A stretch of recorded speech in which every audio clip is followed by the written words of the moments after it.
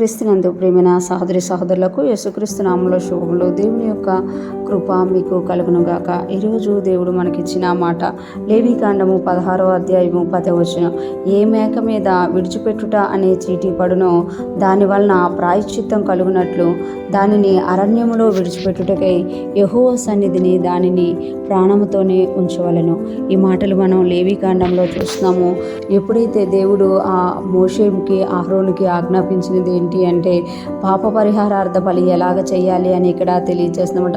లేవీకాండం అంతా కూడా ఏ అర్పణ ఎలా చేయాలి, ఏ బలి ఎలా అర్పించాలి, దేనికి ఎలాగ ప్రాయశ్చిత్తం జరగాలి అనేది తెలియజేసినట్లుగా మనము చూడగలుగుతాం అన్నమాట. ఇక్కడ చూస్తే పాప పరిహారార్థ బలిని అహరోన్ గారు తీసుకొచ్చినప్పుడు 2 మేకల్ని తీసుకురావాలంట, ఒక పొట్టేల్ని తీసుకొని రావాలి. 2 మేకల మీద చీటీ వేయాలి. ఒకటేమో అర్పించబడాలి, ఒకటేమో విడిచిపెట్టబడాలి. ఏ మేక మీద విడిచిపెట్టుట అని చీటీ పడునో అంటే ఒక మేక మీద విడిచిపెట్టుట అనే చీటీ పడుతుంది, ఇంకొక మేక మీద అర్పింపబడాలని చీటీ పడుతుంది. ఏ మేక మీద అయితే అర్పింపబడాలని ఆ చీటీ పడుతుందో ఆ మేక దేవుని సన్నిధిలో అర్పణముగా చేస్తారన్నమాట. కానీ ఏ మేక మీద విడిచిపెట్టుట అని చీటీ పడునో ఈరోజు దేవుడు మనకిచ్చిన మాటలో మనం చూస్తున్నాం కదా. ఏ మేక మీద విడిచిపెట్టుట అని చీటీ పడునో దాని వలన ప్రాయశ్చిత్తము కలుగునట్లు దానిని అరణ్యములో విడిచిపెట్టుటకై యెహోవా సన్నిధిని దానిని ప్రాణముతోనే ఉంచవలను. 2 మేకలు తీసుకొచ్చారు కానీ ఒక మేకనేమో అర్పణముగా చేస్తున్నారు, పాప పరిహారార్థ బలిగా చేస్తున్నారు. ఇంకొక మేకను మాత్రం ప్రాణముతోనే ఉంచి దాన్ని ఏం చేయాలంట, అరణ్యములో విడిచిపెట్టాలంట.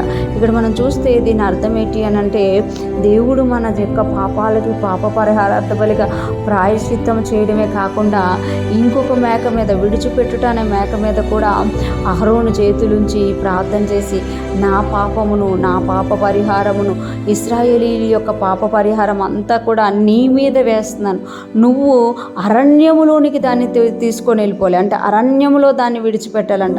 దాని వలన ప్రాయశ్చిత్తం కలుగునట్లు దానిని అరణ్యములో విడిచిపెట్టుటకే అంటే దేవుడు మన పాపమును శాపమును ఎక్కడికి తోలివేస్తున్నారు అని అంటే అరణ్యములోనికి, నిర్జల దేశంలోనికి తోలివేస్తున్నామట. అందుకే దాన్ని ఏం చేయాలంటే దాన్ని అర్పణం చేయకుండా, దహన బలిగా అర్పించకుండా దానిని ప్రాణముతోనే ఉంచి అరణ్యములో విడిచిపెట్టాలంట. ఈరోజు ఫ్రెష్ మనం వింటున్న ప్రతి ఒక్కరూ జ్ఞాపకం చేసుకోవాలి. దేవుడు ఏ అర్పణం ఎలాగ చేయమన్నారో అలాగ చేసినప్పుడే అది దేవుని చేత అంగీకరింపబడుతుంది అనమాట. ఇక్కడ 2 మేకలు తేబడినాయి కానీ 2 మేకల మీద ఏ మేక మీద ఏ చీటీ వస్తే అలాగే చేయాలన్నమాట.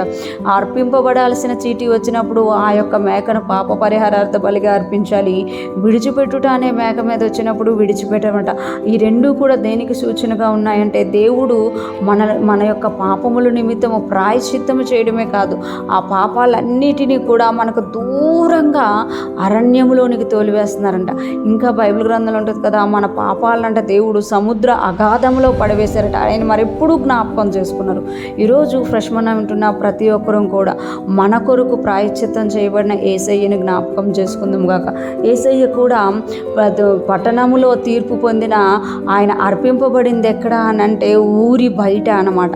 అంటే ఆయన మన కొరకు ప్రాయశ్చిత్త పాప పరిహారార్థ బలిగా మారిపోయి మన పాపాలన్నీ కూడా ఆయన మోసుకొని పోయారు. అటువంటి గొప్ప దేవుణ్ణి మనము కలిగి ఉన్నందుకు దేవునికి స్తుతులు చెల్లిస్తూ ఆయనకి నమ్మకముగా జీవిస్తూ ముందుకు సాగిపోదాము గాక. దేవుని కృప మనందరికీ తోడై ఉండి నడిపించును గాక. ఆమేన్.